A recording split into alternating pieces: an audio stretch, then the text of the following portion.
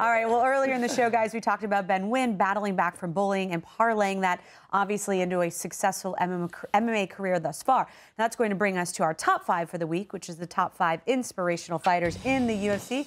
Ken Flo, you get to go first. What's all up? right, my top 5 inspirational fighters. Number 5, Matt Brown. You know, first of all, we talk about his past. This was a guy who was, dealing with a drug addiction and almost died, I think, once or 2 times from an overdose.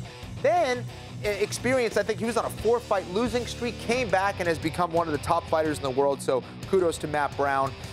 Number 4, Matt Hamill. This is a guy who was, was deaf and lost his hearing at an early age, became a very successful wrestler and became a very successful fighter. And, imagine not being able to hear and the fear that goes along with that, and getting those big wins in the UFC. Matt Hamill is number 4 on my list. Number 3, Frankie Edgar. Now, I just have him on there because he's kind of been the Rocky of mixed martial arts. This guy is just unbelievable, whether he's fighting up a weight, really at 155 pounds, he was so small, but he became the 155-pound champion nonetheless. He would get rocked and come back to rally win. Just has a heart as big as that octagon. So Frankie Edgar, number 3. Number 2, we talked about him earlier, Big Nog. This guy got run over by a truck, lost his rib at a very early age, almost died, and became a legend in mixed martial arts, has been involved in so many classic fights, was beaten down but never taken out.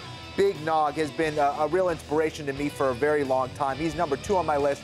Now, number 1, Hoist Gracie. This is the guy that started it all for me. And this is the reason I got into mixed martial arts. This is the reason I got into Brazilian Jiu-Jitsu, because of this skinny Brazilian guy who went out there and beat these monsters. So Hoist Gracie, number 1 on my top 5 inspirational fighters list. No surprise there. There you go. I knew Hoist Gracie. I think I mentioned him like every other show. Just a little bit on the show. Just a little bit. Good. All right, it's a good list, Kelvin. You think you can contend? My handy dandy All right, let's see what you got. Man. All right. All right, at number 5 is Frankie Edgar. Like you said, Frankie's been like the Rocky inspirational fighter of the UFC. If there was a Hall of Fame of inspirational fighters, he'd be on it, honestly. Number 4 is Robbie Lawler. Obviously, we all know the story of Robbie Lawler. He fought in the UFC when he was young, got cut, came back, signed with Strikeforce, and then signed over with the UFC and just really blossomed. And right now is blossoming as the welterweight champion right now. And I don't see anybody touching him at this moment right now. Number 3 is a friend of mine, a teammate of mine, Fabricio Verdum. I've been able to hang out with the champion. And he inspires a lot of fighters. He inspires me, he inspires everybody around the gym. He's a different kind of personality around the gym. Like, he's really a good person and really inspirational around the gym, So number 3 is him. Number 2 is Jose Aldo. Comes from the favelas in Brazil. Comes from nothing. He was at the top of the world until recently with Conor. But I still feel he's one of the best pound-for-pound fighters in the world.